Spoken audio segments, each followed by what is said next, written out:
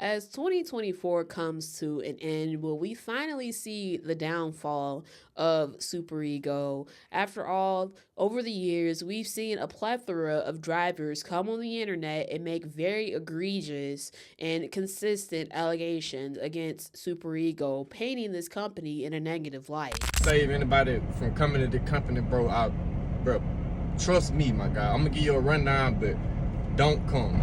I'm not messing up my CDL for nobody, first and foremost. Second off, you're not gonna be able to feed your family. I'm not making no money, cause I just took on $200. We got to make more than $1.50 a mile, bro. Back in August of 2022, a lawsuit was filed against the Chicago-based carrier, and although these lawsuits take several years to settle, the allegations made against SuperEGO are pretty much consistent to the negative reviews that were made by these drivers online. And given all the testimonials on the internet, SuperEGO, along with other foreign-based carriers, have garnered a negative reputation. More on this later. But first, I do want to share my reaction to an incident that occurred around Thanksgiving. More specifically, there was a hit and run incident that involved a SuperEGO truck driver. And that incident itself may have cemented SuperEGO's legacy of failure. On November 25th of this year, a 60-year-old man pulled over on the side of the road because he needed to change his tire. This happened in Sullivan, Missouri, just outside St. Louis on I-44. A SuperEGO driver ended up sideswiping the car and struck the pedestrian.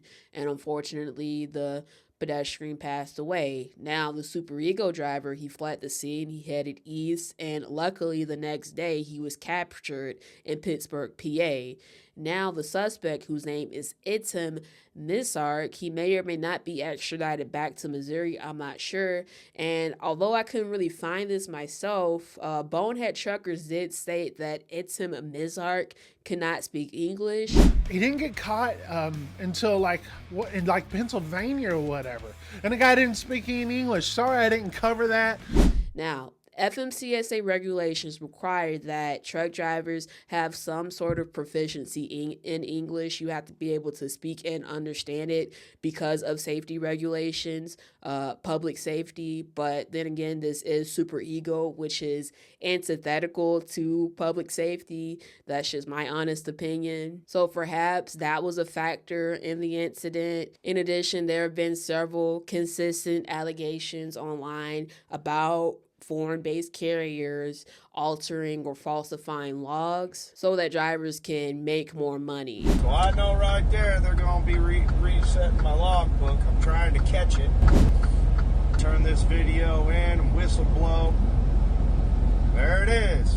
Again, these are allegations, of course, but I do believe that this is something that we should pay attention to. Not only falsifying logs is illegal, it also makes the driver tired. So perhaps fatigue was a factor in this incident. Another thing I want to mention, notice how the article right here refers to the company that the driver operated for as Ego Express. Well, first things first, I hope that there is a big internal investigation into Ego Express and the family of that pedestrian sues that company into oblivion. Now, this is why I feel like we should pay attention to the name Ego Express. I mentioned earlier that SuperEGO is under a big lawsuit. Well, according to the lawsuit, SuperEGO goes by multiple names in LLCs. If you take a look at the lawsuit, you see all the names right here of Floyd Trucking, Rex Trucking, Windy City Trucking. They all have the same color scheme and design as SuperEGO. SuperEGO itself doesn't really have any MC/DOT numbers. They're just co-affiliate with these carriers. But regardless, why is SuperEGO doing this? Why do they have multiple LLCs? Why are they co-affiliated? Why can't they just operate as SuperEGO? Why is it that drivers, and this is all based on the lawsuit, I'll also leave it in the description box down below, but why is it that drivers have a lease contract with like Jordan Carriers, for example, but they haul freight for Windy City Carriers or Rex Trucking, etc.? Why is that the case? That kind of sounds shady to me. Like, what's really going on here, SuperEGO? I'm just curious. I have questions. Now, I remember watching a video earlier this week by the Mother Truckers channel. Again, link in the description box down below, of course. But there was a whistleblower. He didn't mention the name of the company, but he did say that it was a small carrier, and the carrier operated under multiple names and LLCs, and the carrier allowed him to falsify logs so he can make more money because he was desperate and he needed to provide for his family. So let's take a look at that. I knew what I was getting into and decided to work for them because I wanted more money. The company I work for is small and they have about 5 company names they use. I did get stopped by the police for an unrelated incident and they asked to see my logbook. I was always told to say that I have a co-driver. I was scared of being arrested for this unrelated thing, so I thought, let me just be honest and hope to get off easy. Well, I was honest and ended up getting 3 violations, 2 for false logs and 1 for fatigue driving. Now, you saw that, you heard that. I hate that trucking is so bad that people feel the need to break the law in order to make more money and make ends meet. Now, I do feel sorry for that driver, but I don't know why that driver expected for the DOT officer to feel sorry for him, have any sympathy for him, because again, he is breaking the law by falsifying his logs. He effed around and found out, and unfortunately, he messed up his CDL. He has to subject himself to a company that as shady as that one, and run under falsified logs, provide for his family, and be under that vicious cycle.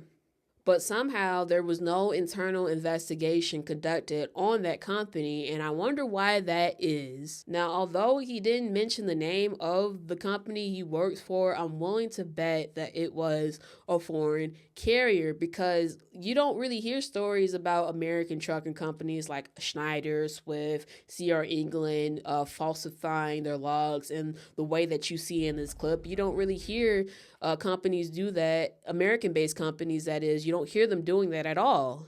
It just seems to me that there's a connection between foreign carriers operating under, multiple names and LLCs, falsifying logs, and I just feel like, the conspiracy theorist in me points to money laundering. Again, all allegations, conspiracy theories, of course, but I really do feel like this article right here proves my point. Bulk Transporter, they released an article in June 2024 about SuperEGO. Now, basically what the article talks about is the lawsuit against the company, as well as some statements that the lawyer representing the plaintiffs made about not only SuperEGO, but also foreign-based carriers out of Chicago. And just to summarize the lawsuit, SuperEGO has been accused of altering the rate cons to make them appear deceptively lower than what they actually are paying to the drivers who are hauling the freight. In addition to that, they've been accused of making egregious deductions, which led to negative settlements for the drivers. And also, they have been accused of misrepresenting their federal operating authority. Now, the transportation lawyer that represents the plaintiffs in the case, James Stark, he is somebody that has investigated several foreign-based carriers based out of the Chicago area. And he kind of confirms the conspiracy theories that I have about these foreign carriers.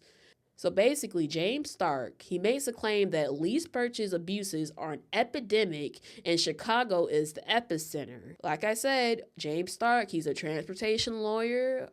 He's been reviewing these cases, and a lot of times these lease-purchase abuses, they originate out of Chicago, and a lot of times they're foreign-based carriers. And because these are foreign-based carriers, Stark states that the worst lease purchase abusers are foreign-owned companies that are sending stolen funds overseas where they're difficult to recover. This is money that is supposed to be in the driver's pocket, but instead it is stolen because, again, it's alleged that SuperEGO is cheating the drivers by misrepresenting the rate cons. They're making all these egregious deductions. In addition, they have been accused of not giving the drivers fuel discounts while they themselves get fuel discounts. So all of this money allegedly is stolen from the drivers and shipped overseas. But like I said, it's all conspiracy, of course, but it sounds like money laundering to me. I don't know about you, but let me know if I'm wrong in the comments down below. In addition, the lawsuit also alleges that SuperEGO drivers are paid less than minimum wage, despite driving 3,000 miles, although I think it may be more than 3,000 miles, but different story, I digress. But let's take a look at a former SuperEGO driver that states that despite working all week, driving all week, he only made $5. They gave me, my direct deposit was $5. Even as a kid, I ain't never got a check for $5 for working for a fucking day, not let alone a whole week. All right, guys, a new year is upon us, and I think that us as truck drivers should aspire for more. I get that the idea of becoming an owner-operator is alluring and mesmerizing, and maybe you can become an owner-operator with SuperEGO. I mean, I still get comments to this day on my videos about SuperEGO, about drivers that claim that they're making all types of money at SuperEGO. And before this tragic incident with the 60-year-old man, I thought that maybe the culture was changing. I thought that maybe somebody can make something of themselves if they work at SuperEGO. After all, I did come across this driver right here who worked for the Russians, and he was actually fired by the Russians, and then he jumped ship to work for the Russians at SuperEGO, and yeah, he ended up getting fired after 6 days, despite him bragging about how much money he makes. I went from being a fired company driver with the Russians to a owner-operator. I call the phone and pick some shit up. I demand jobs, and I get them. You see what I'm saying? Yeah, that's right. I got fired by SuperEGO after 6 days. Well, now he's a company driver hauling freight for Amazon, and shout out to him.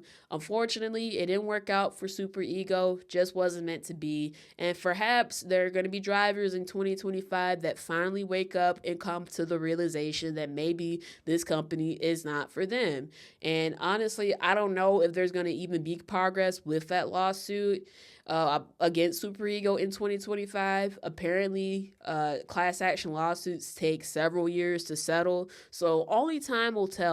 However, I hope that this hit and run incident opens up the door for an internal investigation into SuperEGO and all the other LLCs they operate under. Hopefully the family of that 60-year-old man hit SuperEGO with another lawsuit, and the downfall and the fallout from that would just be glorious, of course.